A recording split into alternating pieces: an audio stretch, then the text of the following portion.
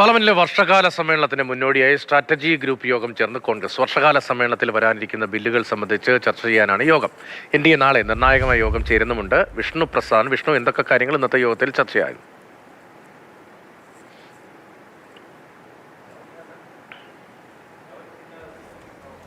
വിഷ്ണു, സ്വീകരിക്കേണ്ട നിലപാടുകൾ ചർച്ച ചെയ്യുന്നതിനും ഇന്ത്യ മുന്നണിയുടെ കൂട്ടായ പ്രവർത്തനം ഏത് രീതിയിൽ മുന്നോട്ട് കൊണ്ടുപോകണമെന്ന് തീരുമാനിക്കുന്നതിനും വേണ്ടിയാണ് കോൺഗ്രസ് ഇപ്പോൾ സ്ട്രാറ്റജി ഗ്രൂപ്പിന്റെ മീറ്റിംഗ് ചേരുന്നത്. ജൻപത് പത്തിലെ സോണിയാഗാന്ധിയുടെ വസതിയിൽ വെച്ച് ചേരുന്ന യോഗത്തിൽ കോൺഗ്രസ് പാർട്ടി ദേശീയ അധ്യക്ഷൻ മല്ലികാർജ്ജുൻ ഖാർഗെ, സംഘടനാകാര്യ ജനറൽ സെക്രട്ടറി KC വേണുഗോപാൽ, പ്രതിപക്ഷ നേതാവ് രാഹുൽ ഗാന്ധി എന്നിവർക്കൊപ്പം തന്നെ ശശി തരൂർ, P ചിദംബരം തുടങ്ങിയ മുതിർന്ന നേതാക്കളും ഈ യോഗത്തിൽ പങ്കെടുക്കുന്നുണ്ട്. പ്രധാനപ്പെട്ട കാര്യമെന്ന് പറയുന്നത് മണ്ഡല പുനർനിർണയം അടക്കമുള്ള ബില്ലുകൾ വീണ്ടും പാർലമെന്റിൽ കൊണ്ടുവരാനാണ് കേന്ദ്ര സർക്കാർ ഈ വർഷകാല സമ്മേളനത്തിൽ ആലോചിക്കുന്നത്.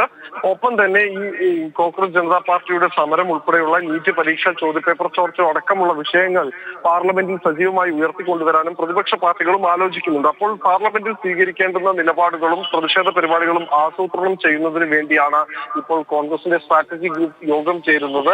അതേസമയം തന്നെ കേന്ദ്ര സർക്കാരിന്റെ തീരുമാനങ്ങൾ ചർച്ച ചെയ്യുന്നതിന് വേണ്ടി NDA യോഗവും നാളെ ചേരുന്നുണ്ട്. ഡൽഹിയിൽ കേന്ദ്ര പ്രതിരോധ മന്ത്രി രാജ്നാഥ് സിംഗ് ആണ് ആ യോഗത്തിന് അധ്യക്ഷത വഹിക്കുന്നത്. പാർലമെന്റ് സമ്മേളനം ചേരുമ്പോൾ സുപ്രധാനമായ ബില്ലുകളെല്ലാം കൊണ്ടുവരാൻ ഉദ്ദേശിക്കുന്ന കേന്ദ്ര സർക്കാർ പ്രതിപക്ഷ നിരയിൽ നിന്ന് DMK ഉൾപ്പെടെയുള്ള പാർട്ടികളെ അടർത്തി മാറ്റിക്കൊണ്ട് 3-2 ഭൂരിപക്ഷം ഉറപ്പാക്കാനുള്ള ശ്രമങ്ങൾ സജീവമായി തന്നെ നടത്തുന്നുണ്ട്.